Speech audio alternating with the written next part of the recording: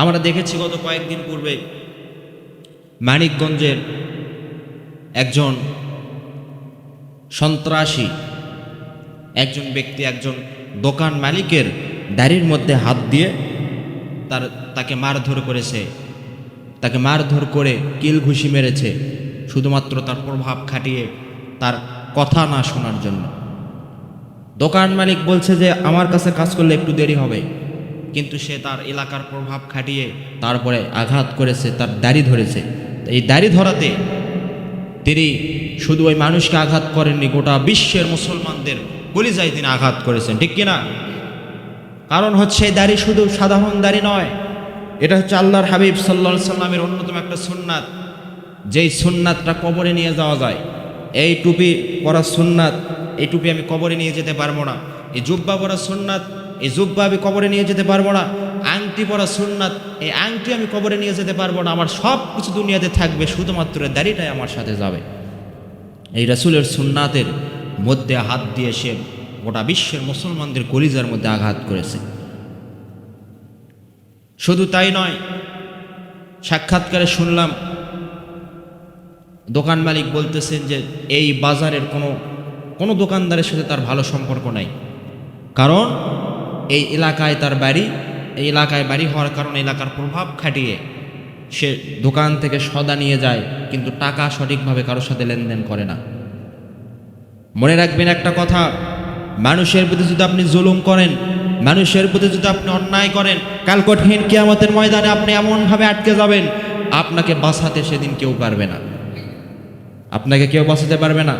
হাদিসের মধ্যে এসেছে আয-যুলমু যুলুমাতি ইয়াউমাল কিয়ামা, জুলুম কাল কঠিন কিয়ামতের ময়দানে অন্ধকার রূপ ধারণ করবে।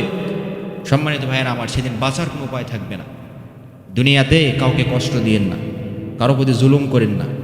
আল্লাহর হক যেটা আপনি নষ্ট করবেন, আল্লাহ যদি চায় আপনাকে মাফ করে দিতে পারে, কিন্তু বান্দার মনে যদি আপনি কষ্ট দিয়ে মারা যান, এই বান্দা যতদিন পর্যন্ত আপনাকে মাফ না করবে, কাল কঠিন কিয়ামতের ময়দানে আপনাকে পাগলের মতো দৌড়াইতে হবে বান্দাকে মাফ নেওয়ার জন্য, কিন্তু বান্দা সেদিন মাফ করতে পারবে না।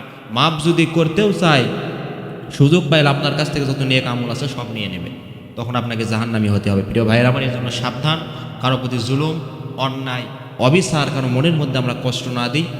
আবার আল্লাহ তাআলা 8টি জিনিস নিজের হাত দিয়ে নিজে তৈরি করেছেন। 8টা জিনিস। কয়টা জিনিস?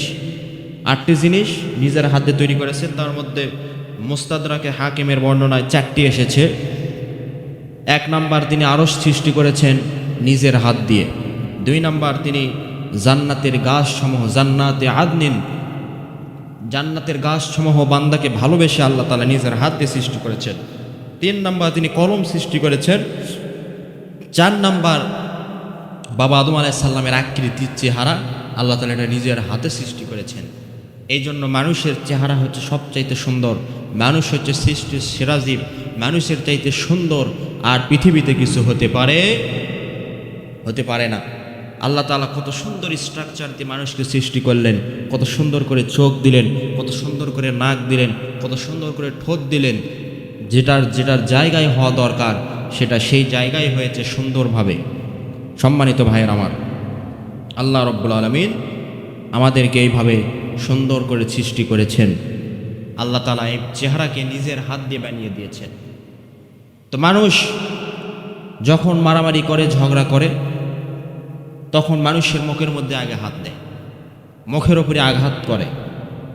স্ত্রীর সাথে ঝগড়া হলেই দৌড়ে যে আগে স্ত্রীর মুখের ওপরে আঘাত করে, আছে না নাই?